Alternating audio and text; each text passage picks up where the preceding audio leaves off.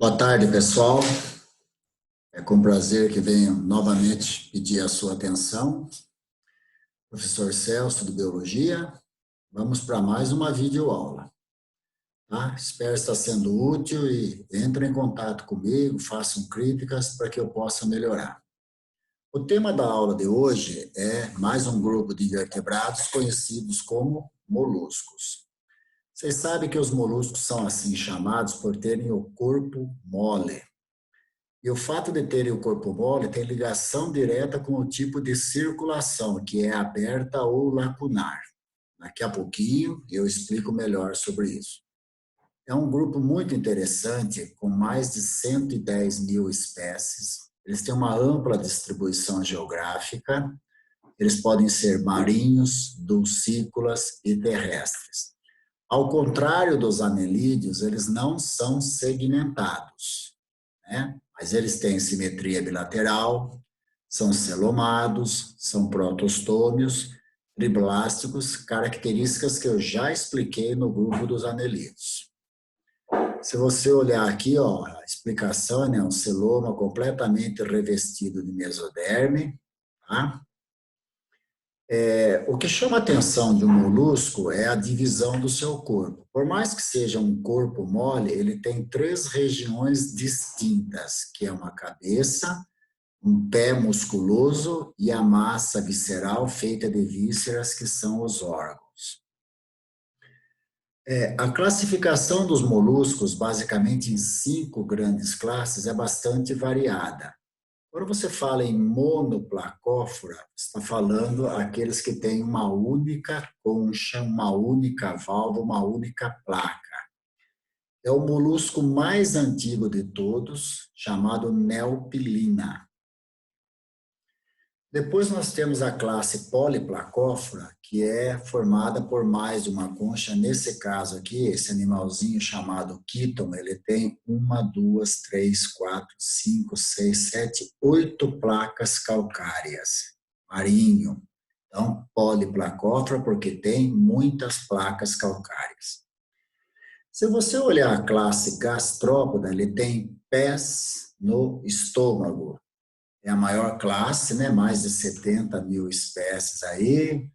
Eles estão na água doce, no mar, na terra, uma grande diversidade, né? São os caracóis, os caramujos, as lesmas, tá?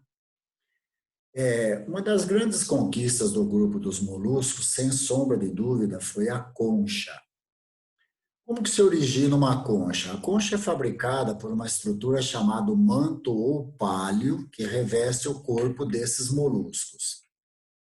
A constituição química dessa concha pode ser dupla. Primeiro, calcária, sais de cálcio extraídos do mar. E a segunda chama concha porque tem uma proteína chamada conchiolina fabricada pelo próprio animal. Tá?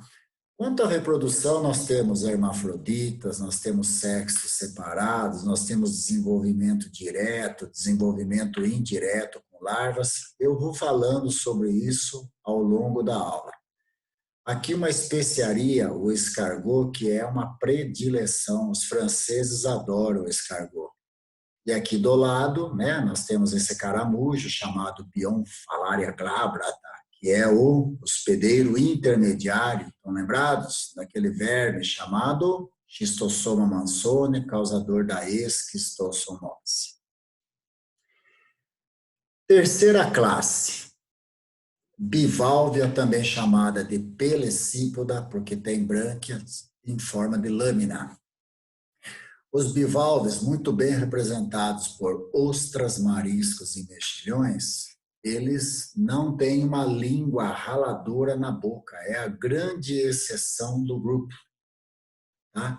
Mas são muito famosos porque são grandes fabricadores de pérolas. Tá? Então, a exceção dessa classe é a ausência de uma língua raladora chamada rádula.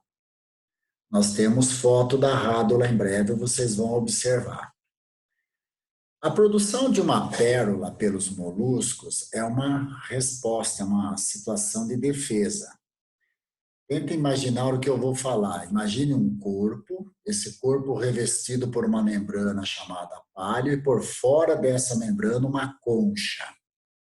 Se entrar uma partícula estranha entre a concha e o corpo, obviamente que ele vai produzir uma resposta de defesa. Essa resposta de defesa é uma substância chamada nácar. O nácar vai sendo depositado ao redor do corpo estranho e surge uma pérola. Os japoneses e os orientais, de uma forma em geral, eles costumam injetar corpos estranhos dentro das conchas dos moluscos, como que obrigando eles a produzir as pérolas. Tá? Bom, dentre as 110 mil espécies que eu falei lá no interior, a última classe aqui, para mim, a mais, é a cefalópoda. Eu só vou carregar minha bateria aqui, dá um minutinho para mim.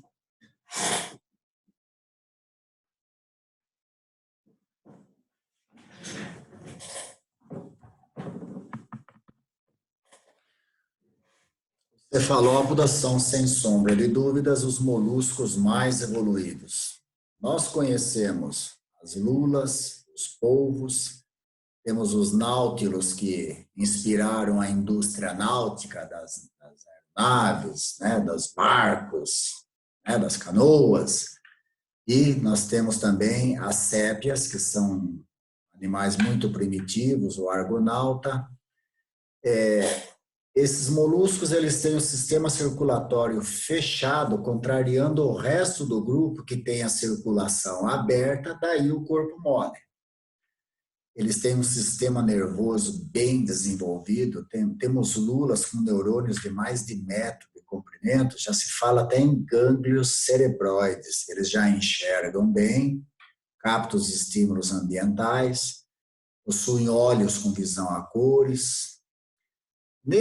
Nessa classe cefalópoda, nós temos o polvo sem concha, nós temos a lula com uma concha interna e nós temos o náutilus com uma concha externa. Portanto, uma grande diversidade dentro desse grupo aqui, ó. A pele desses animais possui cromatóforos ricos em pigmentos e eles podem usar esse pigmento para fugir de predadores, né? Eles têm a famosa bolsa de tinta. Dizem, está escrito aí em alguns livros, que a tinta usada antigamente no nanquim era extraída da bolsa de tinta dos cefalópodos. Olha o nome, céfalo, cabeça, podos, pés transformados em tentáculos. Só para adiantar você, o polvo ele tem 8 tentáculos, daí o nome dele, octópodo. Tá? Octopus. Já a lula, ela tem 10 tentáculos, né? Eles têm ventosas nos tentáculos.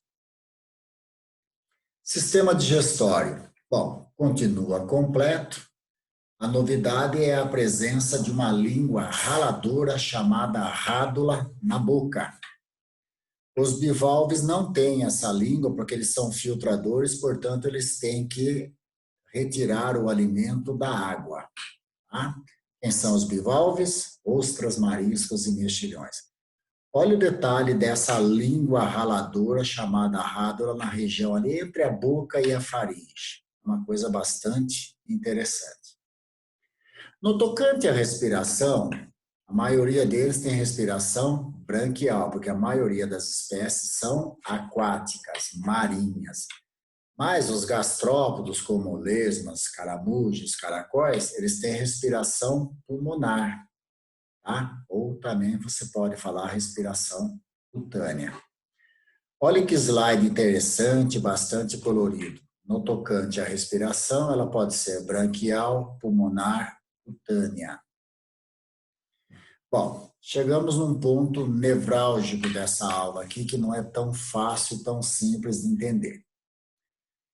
O sistema circulatório dos anelídeos, se vocês se lembrarem da outra videoaula, ele era fechado com 5 microcorações, com vasos sanguíneos, tinha sangue com pigmento respiratório.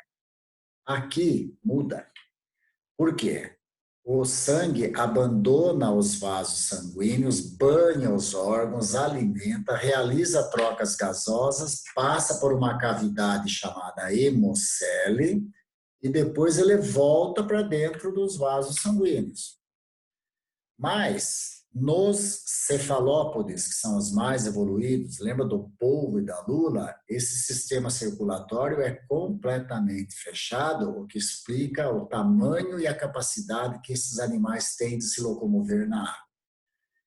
Tem literatura especializada dizendo que a velocidade do jato propulsor de um polvo de uma lula pode chegar a 60 quilômetros por hora. Tá? O sistema excretor não mudou, ele continua igual dos anelídeos, sendo feito por estruturas chamadas nefrídeos. Eles também excretam amônia. Por isso que quando você vai comer essas iguarias, esses frutos do mar aí, você precisa tomar cuidado pela sua sensibilidade à amônia. O sistema nervoso continua ganglionar ventral como nos anelídeos, tá? E na reprodução, eles são animais tanto de sexos separados como hermafroditas. Fecundação interna, fecundação externa, desenvolvimento direto, desenvolvimento indireto. Mas vamos falar um pouquinho separadamente desse assunto. Os poliquetos, né, que possuem sexos separados, fecundação externa, dimorfismo sexual, eles também têm muita semelhança com os moluscos. Tá? Aqui, ó. A larva presente lá nos poliquetos era a atrocófora e ela volta a aparecer aqui nos moluscos. Tá? Eu costumo dizer para os meus alunos, para você saber a importância de alguma coisa, é só você viver sem. Então, eu faço a seguinte observação. Qual a importância dos moluscos? Primeiro, fazem parte de uma cadeia alimentar. Eles são extremamente sensíveis a poluentes, portanto, a presença deles no ambiente significa ambiente pouco poluído. Já a ausência deles significa que o ambiente tem alto grau de poluição. Por isso que eles são bioindicadores. São usados na alimentação, né? Tem importância econômica porque produzem pérolas. Tá? Eles, como o caramujo, bionfalária, participa do ciclo de determinados vermes, como o xistossoma, e alguns deles costumam grudar nas embarcações, como o teredo, destruindo. Agora vocês vão olhando, acompanhando comigo aqui, ó. Por que gastrópoda? Porque tem pé no estômago. Os gastrópodos muito bem representados pelo caracol, pelo caramujo e pela lesma. Aqui vocês estão vendo, ó, pelecípodos ou bivalves, eles têm concha dupla e formação de pérola. Cefalópodos, olha lá, os pés na cabeça, lembrando que esses pés já são os tentáculos. Olha aí, ó, polvo com 8 tentáculos, a lula com 10. Os moluscos e o homem, a importância deles que eu já tinha falado. E aqui, ó, um pouquinho da anatomia interna, na verdade. Aqui, ó, só para vocês verem, vão acompanhando, vão curtindo esses belos slides aí. A formação da pérola, eu já tinha explicado que é uma reação de defesa do animal. Tá? Esse poliplacóforo aqui, chamado quíton, que apresenta aquelas 8 placas calcárias. Aqui, olha, uma lula gigante, ela tem um nome de Arquiteutes. Tem um filme, se vocês procurarem lá no Netflix, chama A Fera do Mar. Fala sobre a lula gigante. Tá? Aqui o dentalion, também chamado de escafópoda.